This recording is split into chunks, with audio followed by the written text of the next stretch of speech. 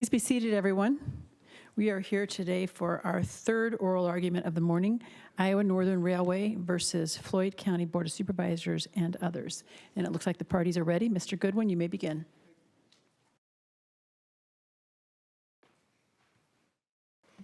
May it please the court, counsel. The drainage district in this case is replacing a failed tile line, main tile line, with an open ditch. The railroad's facility was constructed in 1871.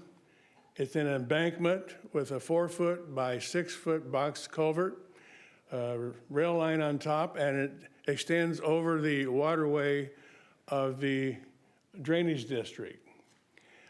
The facility is blocking the free flow of water in the waterway because its box culvert is 2.66 feet above the bottom of the ditch.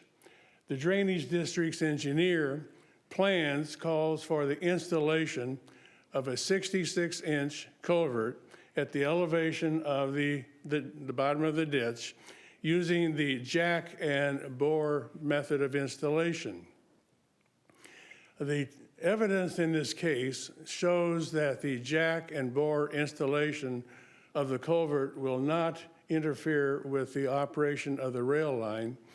The drainage district's witness, Scott Dullard, testified that his companies have used the jack and bore method 6,500 times without any of them interfering with the operation of the rail line or the highway that was involved. The drainage district is confident that the jack and bore method can be used to install the culvert necessary for the free flow of water without the interference with the rail operations.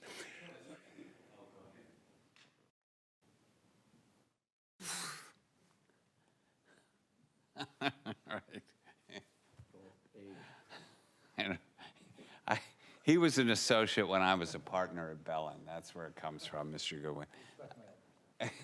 Anyway, to some extent, there's a little bit of talking past each other in the briefs. Do you concede that that at least for the few days when the drill and bore operation is ongoing, the railroad would have to stop running trains? Do you concede that?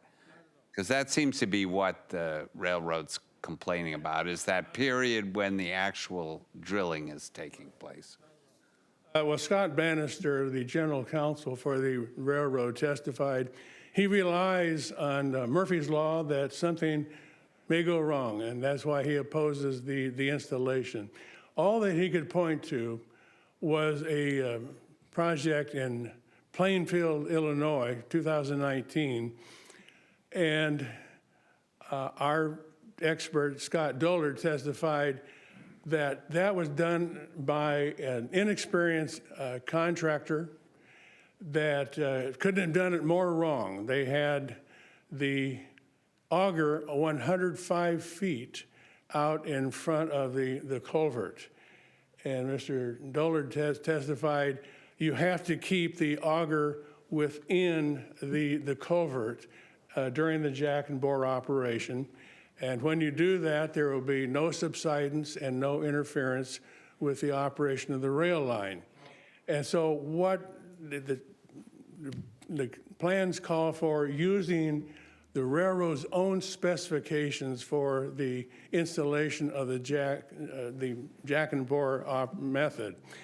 And when this is going on, the jack or pushing the culvert through with the auger, cleaning it out, the provision is that when a rail line or a train comes through, that operation will be halted, and it'll let the train pass through, and then the jack and bore method will continue. During that, again, using the railroad's own specifications, there will be a laser survey of the line, and once every hour, a shot will be taken to make sure that there's no permanent deflection of the rail line. If it deflects as much as 1/4 of an inch, the jack and bore operation will be stopped.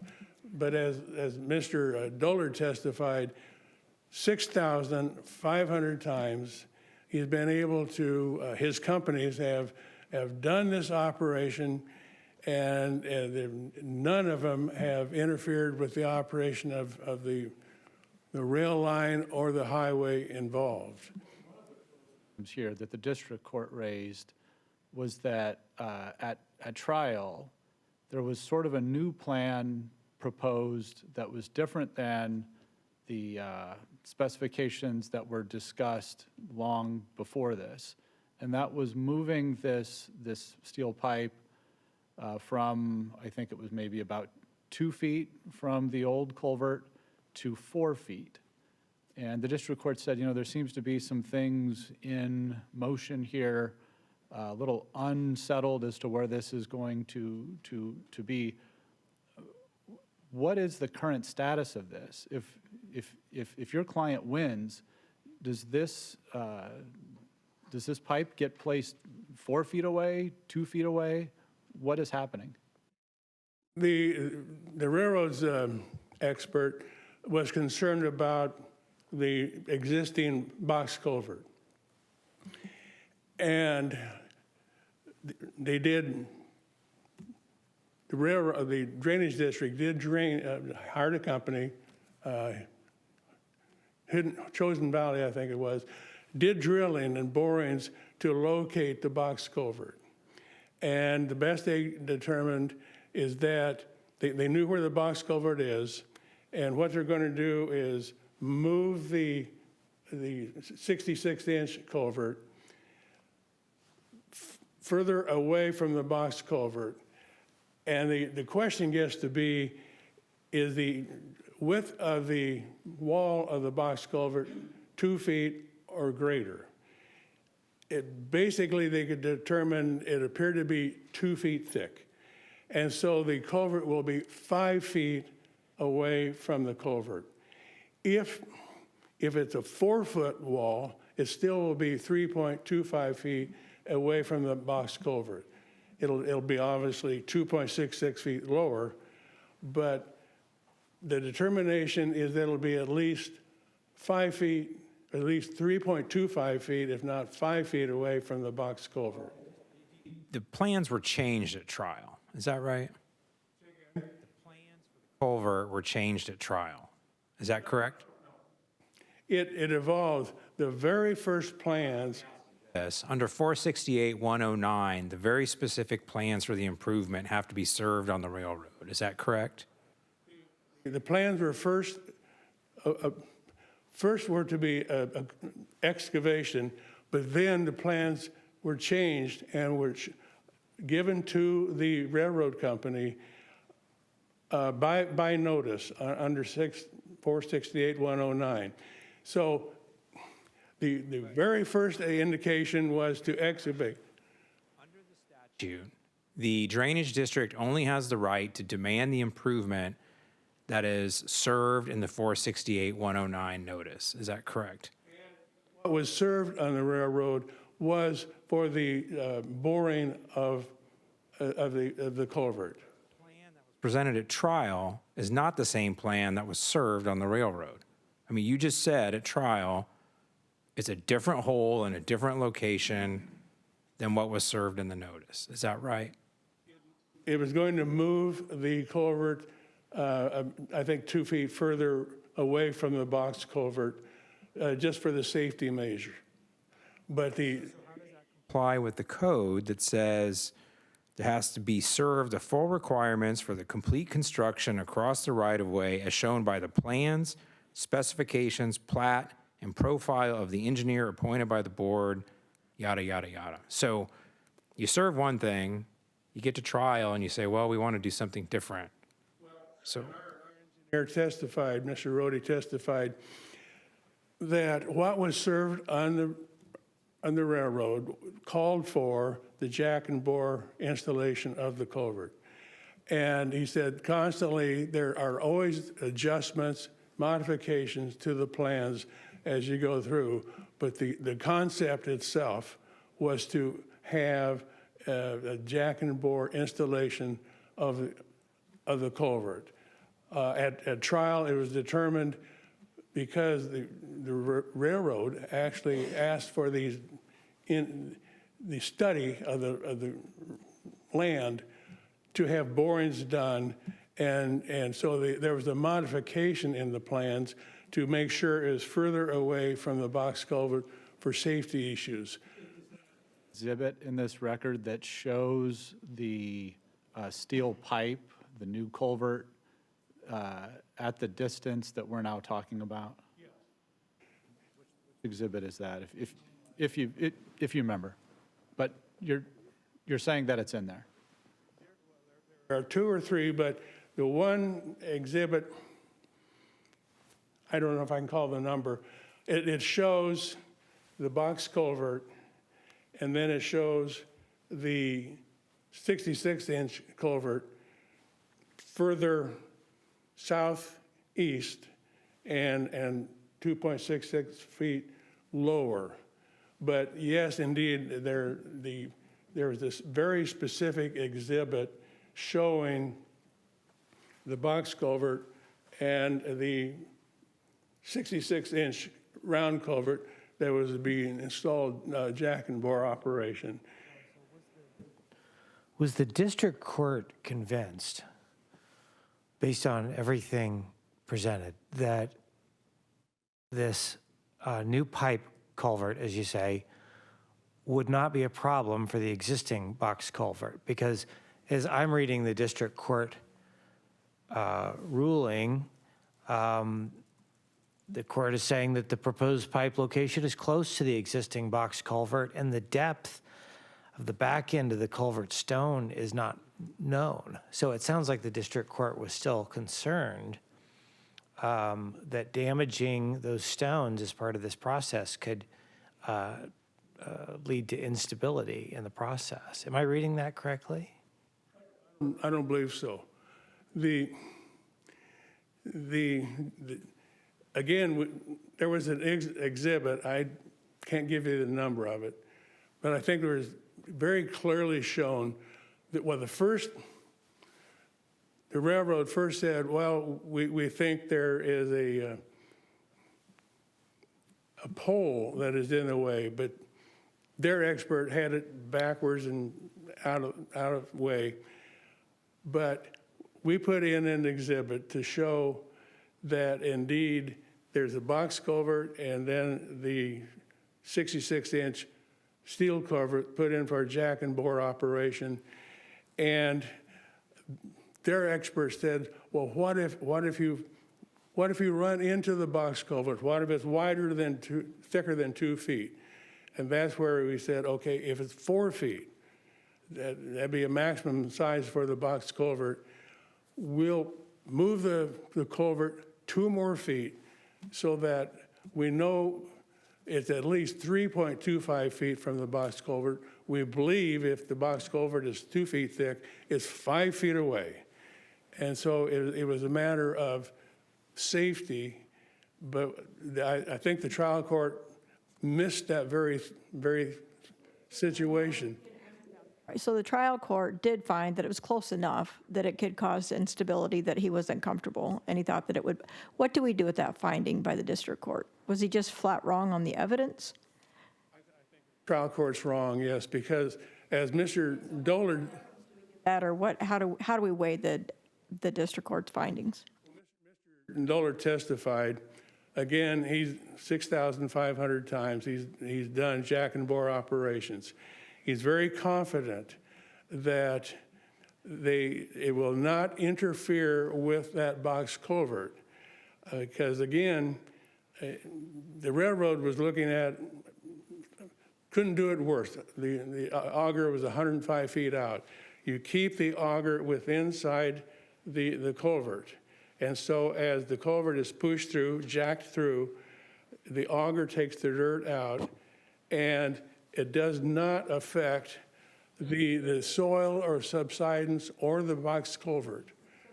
The district court, do we need to make a finding that he misunderstood the evidence, or what do we do with his finding? Well, I think the district court failed to comprehend what Mr. Dollard was testifying to, because as you push that through and push the culvert through, keep the auger in there, there will be no subsidence. And my recollection is he testified that it would not affect the box culvert. The district court doesn't make an express credibility finding, it doesn't seem like, about the expert, but it sounds like maybe the district court just wasn't convinced by your expert that there would be a safe procedure here. And if they're changing their plans at trial about where to dig this hole, it doesn't seem completely unreasonable to have some concerns. Changing the plans, they were simply a modification. And as our engineer testified, there's constant modifications in construction plans as projects through. Constantly certain little changes, but this wasn't a change. There was still always going to be the culvert put in by the jack and bore operation. The only, I would say, maybe adjustment was moving it a little further away just for safety measures, not to hit the box culvert. But Mr. Dollard did testify that operation would not affect the box culvert or have any subsidence in the embankment. I think I'm over. Thank you.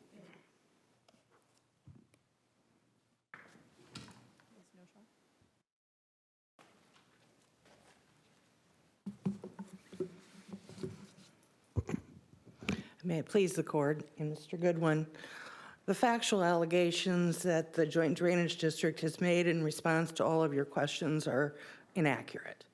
So if we start at the very beginning of this case, which is actually about preemption under the Interstate Commerce Commission Termination Act, and whether or not the Joint Drainage District's plans for a improvement, which actually lowers the water level of the existing natural water course, can be accomplished by digging through a jack and bore process through a 20-foot high embankment that the railroad runs across, which drains surface water successfully since approximately 1871 through the existing box stone culvert. If we start at the beginning in 2014, when the engineer came up with a plan as to how to alleviate the fact that the drainage district was no longer functioning because it hadn't been repaired, they served plans that called for the actual excavation of the top of the rail track on the embankment to install the culvert. That's what was served under 468-109. The actual plans to jack and bore were not even approved by the drainage district until August, approximately 3 months after the plans to cut through the tracks that were served. So the current plans, which are an exhibit, were not actually served on the railroad, although obviously we know what they are, but they weren't statutorily properly handled. It was at trial. I'm sorry. Started out talking about, this case is about preemption. Was that original plan, would that have been an express preemption or an as-applied preemption? District court used both an analysis. If we use the Griffian case, and you should probably be able to tell me how to say it correctly because I'm not sure if I am. Okay, thank you. That's the express or categorical preemption under the ICCTA, which, and I'm going to quote because I don't want to get it incorrect, is an express preemption under transportation by rail carriers and over the construction or operation of rail tracks or facilities. And then we have the remedy preemption with respect to regulation by rail transportation. Then we have the Franks as applied, which is the implied preemption test, which is whether or not the factual analysis of whether an action has the effect of preventing or unreasonably interfering with railroad transportation as opposed to having an incidental effect. And all these facts that we're talking about have to do with whether or not there is preemption, and the district court said under either test, whether it's express or implied, the joint drainage. This implied preemption is conceptually misguided. It's all express preemption. There's an express, this isn't like some areas of law where the government is occupying a field. There's an express clause, and we're interpreting the scope of that clause. Now, it can be express as applied or express in a broader sense, but it's still express preemption. Getting to this case, it seems to me we're talking about two potentially separate issues. One is just, can the fact that your client's general counsel gets up there and says, we'll have to shut down the railroad for 3 to 7 days while this jack and bore is going on, does that just give the railroad a veto over any jack and bore operation? In other words, that under the ICCTA preempts it altogether. The other issue, which just seems to be what we're talking more about, is this particular method that the parties have ultimately landed on, is this not quite as safe as it should be, as it needs to be, because there's some risk of subsidence or something like that? And that seems to me that's not really, almost that isn't really a preemption issue. It's really an issue of how do you design the jack and bore, and that's an issue that's separate. And it seems to me maybe these two issues have gotten confused. Am I missing something? Say that you're missing something. I mean, you're sitting there, and I'm making the argument. But I will say this: you wrote Griffin, and I believe that you did, and when we are analyzing this case and trying the case, we're looking at that case and trying to decide what the appropriate law is. And I think that the Drainage District has done a pretty good job by saying that Mr. Bannister, for reasons that, the sky could turn brown for some reason, that's why he's going to stop the trains. And that's not true. The factual record shows there is a legitimate danger of boring, and by the way, it's not 2 feet, it's 1 foot. He's not an engineer or anything. He's a lawyer. I mean, he gets up there as a lawyer and says, in effect, he's saying, giving them, Murphy's Law could occur, and therefore I wouldn't allow trains to run while this operation is going on. That's more of a legal opinion. He's not an engineer. Say that. That's a complete mischaracterization. Once again, however, getting to your point, what he did say and what the engineers, both of them in the record say is, yes, there is a danger of subsidence if this jack and bore comes into contact with the rugged edge of the existing box stone culvert. And here we have 5 to 7 trains a day, plus the cars that are attached to the trains, running over the top of an embankment that could subsist.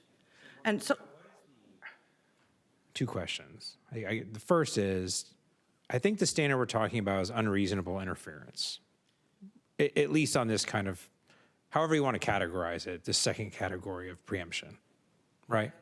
Yeah. Is that right? I think that the language is not as important as whether or not it interferes. Burden of proof. And other than the lawyer saying, we're not going to let the trains run while this is happening, what evidence shows the amount of interference this would cause? So, for example, I've looked at a lot of other cases in this area, and there's typically testimony about the number of trains that wouldn't go through, the economic impact of the railroad, et cetera, et cetera. And I guess I don't see that in this record. Developed as to it cost us $1 million, et cetera, et cetera. The fact is that it was focused on the expert testimony of the engineers Establishing that. to establish unreasonable interference. The one thing I think that the need to focus on, it's not that we're not going to run trains. That's not the standard for interference with railroad transportation. We could run trains every day, and there's cases that are in the brief. Wabi Lake, you know, there was an assumption that they weren't going to run trains, but there was no factual basis in the decision to say they weren't.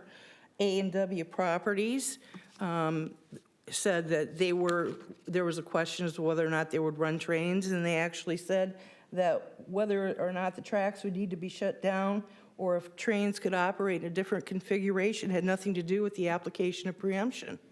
And in fact, this court in Dakota and Minnesota Railroad versus the Iowa District Court for Louisa County implied that having a dike having to be fixed adjacent to the railroad, which not necessarily mean run trains, could involve preemption, but that wasn't in fact advocated.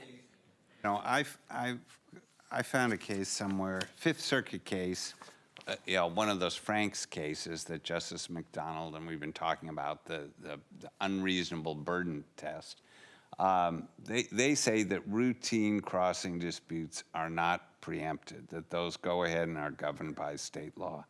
So why isn't this just a routine crossing dispute? This is putting, you know, it's allowing the water to cross. I think in Griffin, I cited, in my opinion, to a case, MD Mall Associates from the Eastern District of Pennsylvania, and that was one where the district court, it was a shopping mall that was having a problem with flooding, and they wanted to force the railroad to put a pipe underneath their rail line, and the court said that's not preempted under the and so that's a case cited with approval. Why isn't this similar to that? Actually, I think it's important to realize this is not we're never going to have a railroad that has to install a drainage district improvement. This is a one-off because of the explicit geographical situation that we have here, and that's the answer to your question. I don't remember the specific case that you're citing, and I certainly don't know if they're going through a 20-foot high embankment next to a culvert whose walls we don't know where exactly they are with 5 to 7 trains running over them. But I want to say that this is not a nullification of Iowa statutory law in each and every situation. Kind of conceptually walk me through this, and I think that's important. You're not saying drainage district laws don't apply to railroads categorically. So we really need to look at this as applied, and the standard, at least in the case law, is this particular improvement an unreasonable interference with the operations of the railroad? Yes? Well, I would submit to you, if you're going to say, as Justice Mansfield said, it's either, express or not, that whether or not this as-applied test, is actually a preemption is maybe an issue that I don't know the answer to, but. The drainage district laws apply. So tell me the standard of why they shouldn't apply here. It shouldn't apply because under express preemption, it interferes with railroad transportation because of the fact that we're not going to run our trains because the engineers agree that this 20-foot high embankment could be affected by the fact that we're jacking and boring. It's not 2 feet, it's 1 foot, within 1 foot. Reasonable interference standard. And your view is the jack and bore technique is unsafe, so therefore this is unreasonable. It's unsafe here, in this situation. We're reviewing the facts de novo, so if we look at the evidence differently, we may come to a different conclusion. But here's the interesting part, too. We have the preemption issues and this unreasonable interference and the safety thing, but we still have to meet the statutory criteria of whether or not this is a requirement under 468, because what we're really dealing with here is an artificial underground improvement. He says the culvert's not going to be effective. Well, no, because they're going to lower the existing water level by 2 feet. The culvert works. It's working. What? A separate issue. I mean, that seems to me that's the drainage district's call. you want to argue about whether it's working or not. I mean, I understand your argument that the drilling operation would be so inconvenient and so unsafe that it would unreasonably interfere. But your argument that you think that what's there is good enough, that seems to me that's a state law issue to be resolved under state law, not a preemption issue. Tried the preemption. We're here for the preemption, aren't we? Not the state law issue. Try anything because of the existence of preemption. Right, and that Mr. Bans, or the witness and an expert engineer would say this is an unsafe operation for the trains to be running while it's occurring. So then the question is why does that matter? What is the economic impact of closing the train down for a particular small amount of time? Well, I will be honest with you and tell you that we did not calculate the loss of revenue. I can say it's going to be substantial because I understand what you might say, but we're looking at a trial record, and you've said it's the railroad's burden to show unreasonable interference, and the best case scenario you've laid out here is for some undisclosed or unknown amount of time, the railroad is going to unilaterally decide that it's not going to run trains while this is occurring. What does that prove? it's not going to run trains because it's unsafe to do so. In other words, it's not a requirement to have economic proof. Is it an hour? Is it a day? Is it a day and a half? Is it one train? Is it 10? Is it $1 million? Is it $10 million? Nobody knows. Approximately, I believe that the record says 5 to 7 days, and there's approximately seven trains per day, and I cannot legitimately assign an economic value. But I do, one thing, my time is up, I believe. It's the economics is not a necessity of proof or an element of proof to show preemption under these facts. Thank you.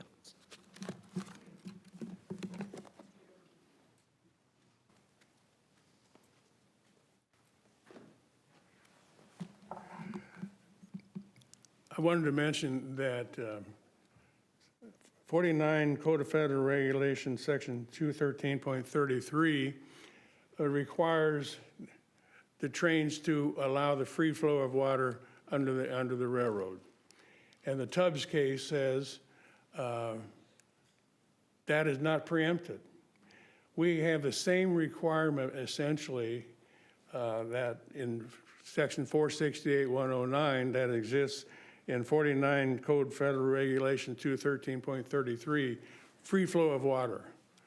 And Sort of a factual dispute I hear between having heard your initial argument and Ms. Knoshaug's, and that is, did your client actually serve the plans that involved a jack and bore operation near the culvert? We can talk about whether it's the same distance that they talked about at trial on the railroad in as required by the statute. notice, there was a modification to move it two feet further away from the box culvert for safety issues. But the very clear evidence, Mr. Bannister just says, something might happen, I'm going to shut down the railroad. That's his voluntary choice. But that is not because of the jack and bore operation. That's his choice. The jack and bore operation will not interfere with the rail line use of the line.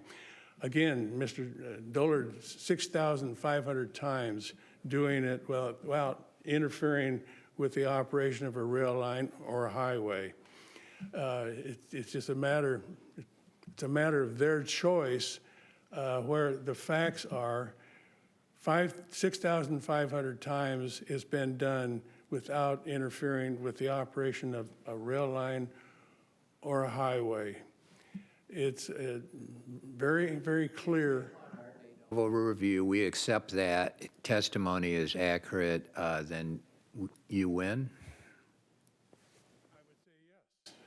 Because the whole issue is, can this culvert be put in the embankment? And under 468.109, it's a mandatory duty for the railroad to do that. And if the railroad doesn't do it, then the Board of Supervisors are required to do it under 468.112. Question about that, because I think what you're saying is, and how I understand the code, right, is that once you've made this service under 468.109, it's on the train to do the work, right? And if they don't do it, then the district can, correct? So my question is, how specific do the plans need to be? Because it feels like the train would have to be pretty thoughtful about making sure it's complying and doing what you've asked, what the drainage district has put in the plans. So how specific do they need to be? Can it be the location of the new pipe, for example? Wouldn't that be an important part of the plans? The plans themselves incorporate the railroad's own jack and bore specifications. The operation of the rail line will not be shut down. As the trains go through, the operation of the installation of the culvert is halted. So it's always having the operation of the rail line stay open. The operation of the jack and bore operation is what is stopped, not the trains. The trains are always able to pass through.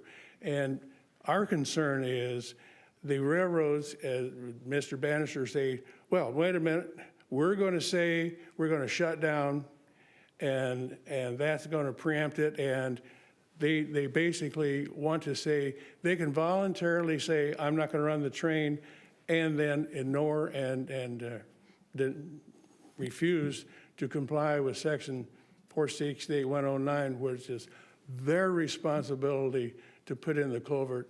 And again, if they don't put it in, it's up to the board to put it in under 468.1112. So I would ask that the Court of Appeals ruling be reversed and that the operation of the installation of the culvert be allowed. Thank you.